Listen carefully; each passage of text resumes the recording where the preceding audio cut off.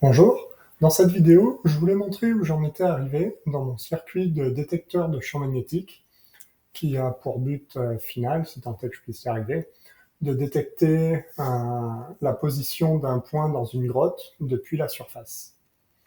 Donc ce détecteur de champs magnétiques, il fonctionne en deux parties. D'un côté, on a un générateur de champs magnétiques et de l'autre, un circuit qui va permettre de mesurer l'intensité du champ magnétique. Donc, on va commencer par regarder l'émetteur. Il fonctionne en deux parties. Ici, on a un circuit oscillateur et de l'autre, contrôlé par cet interrupteur, on va pouvoir activer faire passer l'électricité dans la bobine et générer un champ magnétique. En fonction de l'état du circuit oscillant, le pôle nord et sud de la bobine vont s'inverser.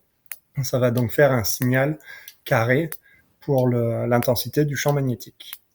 Donc si j'appuie sur le bouton, forcément, il ne se passe pas grand-chose de visible.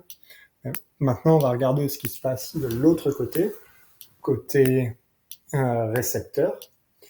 On voit qu'on a un Arduino qui va contrôler ce qui est perçu par la boussole numérique.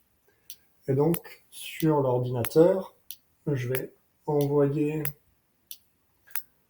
le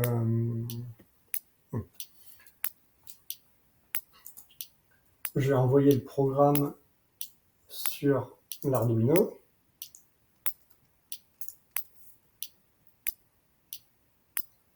Ça commence à se lancer et voilà. Donc, pour le moment, on voit que ce qui s'affiche à l'écran, c'est l'intensité du champ magnétique perçue sur les trois axes de la boussole numérique. Cette partie-là, elle n'est pas très intuitive à comprendre, donc on va aller voir ce qui se passe de façon plus graphique. Et on active la visualisation.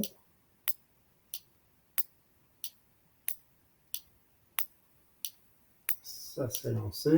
On affiche la page web.